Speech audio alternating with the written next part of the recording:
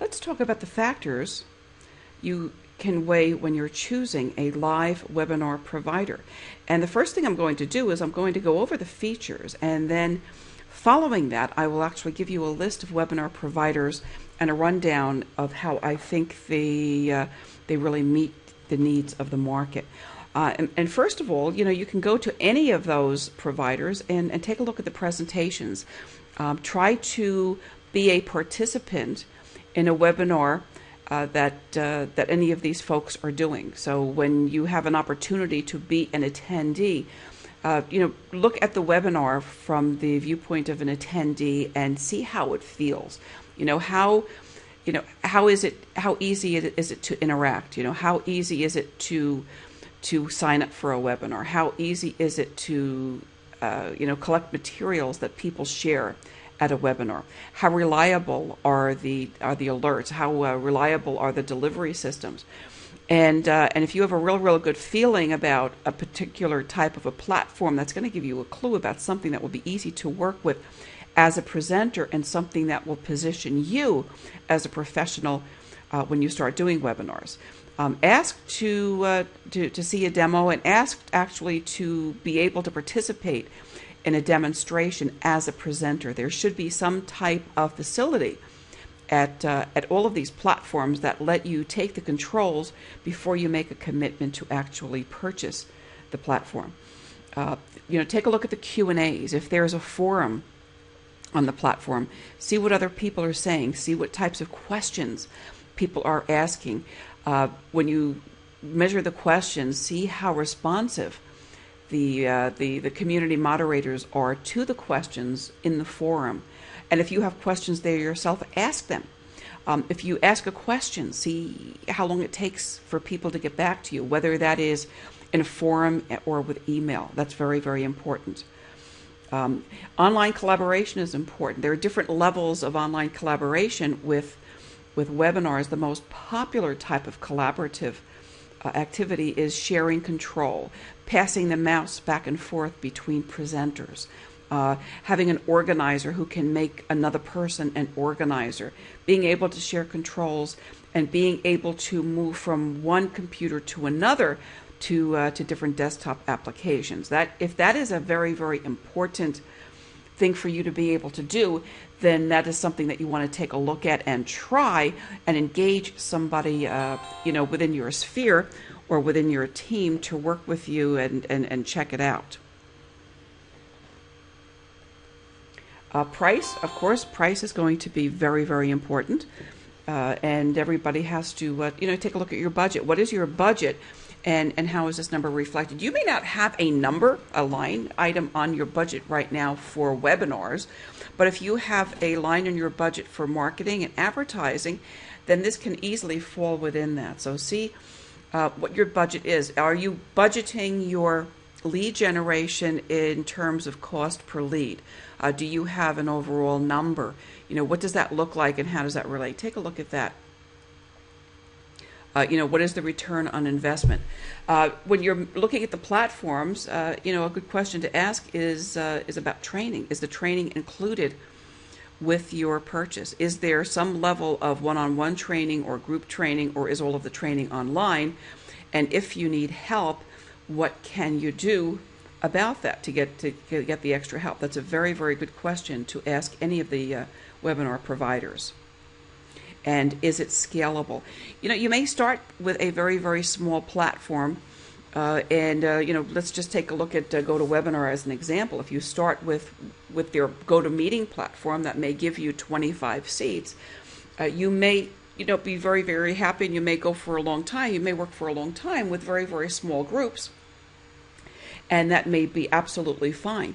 But if your audience grows, if your business grows, if you need something that's scalable, that you can expand, how does that work? Take a look and ask your webinar provider, exactly how that works in your business, and what the prices are that are attached to additional seats. How easy is it to use? This is very, very important. Webinars are pretty easy. You don't really need a whole lot of advanced tech savvy, but you who is using it and what is the level of expertise of the people who are going to be organizing, setting it up, and presenting. Are you going to be presenting? And what is your level of expertise? Some of the platforms are very, very intuitive and easy. Some of them, have a lot of hiccups. Again, you really, really want to get behind the wheels and try anything, even just to demonstrate it to yourself before you make a final commitment. Customer support is very, very important. Is it included? That's a good question to ask. Some people will include support, or some webinar companies will include support across the board. Some of them have support at different price points, and some of them have different levels of support. What are your must-haves in terms of the features? Make a list of your must-haves and make sure that the platform that you decide to work with has all of that. And also double check and make sure that that they have the security that you need for the type of webinars you're going to do, whether those are sales webinars or training webinars, meeting webinars. Security is very, very important. Let's go over the list now. Let's talk about some of the leading platforms and how they work. GoToWebinar is the one I think most people are familiar with in the real estate industry, because that's the one most real estate vendors and most real estate trainers are using. GoToWebinar lets you really scale a large audience. It lets you talk to a very, very large audience. You can get GoToWebinar platforms starting at about 50 seats to 100 seats to 500 seats to 1,000 seats and more. Of course, the price is going to increase and go up, with more seats, but it's very, very scalable. It's the one that most people use. GoToWebinar has had a little bit of a checkered history. But they are really, really coming along. They've done some really, really great stuff. They have a sister platform called GoToMeeting that is designed for smaller groups, up to 25 or so. Very, very cost effective. You can use them for meetings. You can use them for trainings. And if you have the kind of a webinar outreach program with consumers that it really is only going to have small groups, then GoToMeeting may be all you actually need moving forward.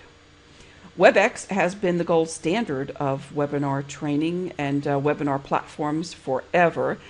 For a long time, WebEx was really cost prohibitive, and that was the biggest problem because they never really had a problem in terms of quality. This is a global company. They have all the bells and whistles, and right now I'm working with a beta program for WebEx that is very, very promising, great for recordings, very, very reliable, very easy to use, and definitely worth checking it out. Yugma has a free platform and a paid platform. Yugma has a free platform for small use, and it's kind of a neat tool. The problem I had for a long time really was reliability. So I don't think the free platform is something you want to use if you're going to be, doing anything that's really important, because you can't afford for it to be going down. I found reliability not to be a good issue. The other problem with Yugma was the recording. They really haven't evolved with the recording. However, it is neat. They also have a very, very nice interface with Skype, and you might want to check it out just for the heck of it. They've been around for a long time. I confess I haven't, played with it recently. I've been very, very busy, but it definitely is worth something to worth looking at. Live Meeting is a Microsoft product. I see Live Meeting mostly in the government arena. I see some of the government agencies using Live Meeting on a large scale with very, very big audiences. They seem to do a really good job with recordings. They're very good with with live presentations. Incidentally, GoToWebinar, GoToMeeting, WebEx, and Yugma will let you work with PowerPoint presentation, with the animations that you see, and with live on the web presentations. You go live on the web. When I talk about animations, I'm actually talking about bulleted web points that come in one at a time. A little bit of flash here and there. Some animations with illustrations and pictures and things like that. So that's kind of neat. AnyMeeting is a free platform. I mention that because I see some popular coaches and vendors in real estate starting to use that.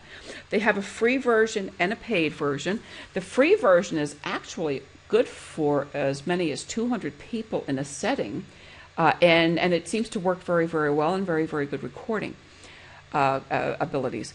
The problem that I see with that is that it is supported by advertising.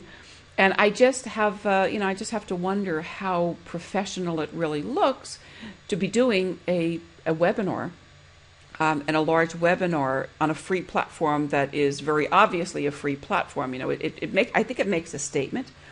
I'm not sure that's the wisest thing to do. However, it's a neat platform, and they do a really, really good job even with a large group. So if that's something that doesn't trouble you, then you probably want to take a look at that. Instant Teleseminar is another really good platform, and it's very, very cost competitive. It's very easy to use. Of all of them, I think that Instant Teleseminar may be the easiest to use. It works with PowerPoint presentations or other documents that you upload to the web first prior to the actual event. So you cannot use PowerPoints with animations, and you can't go live on the web. They offer instant playback. They also have a corresponding teleseminar program. Some people use that, mostly for the teleseminar use. As soon as a presentation is finished, it's live, and it's very, very, very, very good. So that may be something you want to take a look at. There's actually a workaround to the animation issue that used to trouble me when I was using it, the fact that I couldn't make my animations work, but I'll show you what I mean by that. I'll do a quick video that shows you a workaround to the Instant Teleseminar lack of animation with a PowerPoint. Skype. Yeah, Skype is an interesting platform. Skype gives you the ability to have group meetings. And if you're going to be doing small presentations that aren't real big, you might want to just give it a shot.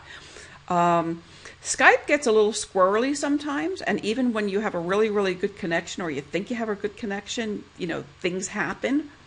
And Skype is not perfect, but I think that you can expect some forgiveness from your audience who are Skype users, because everybody who uses Skype understands that Skype has some issues. So it may be something that you want to use as an experiment. Additionally, Skype and Yugma have an interface, and they work very, very well together sometimes. When they work well, that's dynamite. I think that's a platform that Oprah was using, that combination of Yugma Skype. Some time ago when she was doing that book club or whatever she was doing online, she had an enormous audience, and that was a Skype Yugma configuration. So that's something to take a look at. And again, that's it. There's one more, and that would be Google Plus, and Google Plus lets you do Hangouts. So you can actually go and hang out in Google Plus, and give that a shot and see how that looks. So there you go. I'm going to have links to everything down below the video. So if you want to try any of these, let me know how it works out. If you have a place to leave comments, if this is appearing in, I'm going to be posting this in a couple of different places. So if this is appearing somewhere where you can leave a comment and you find something interesting on one of these platforms, and you would be kind enough to share it with us, we would sure appreciate it a whole lot. Thanks a lot.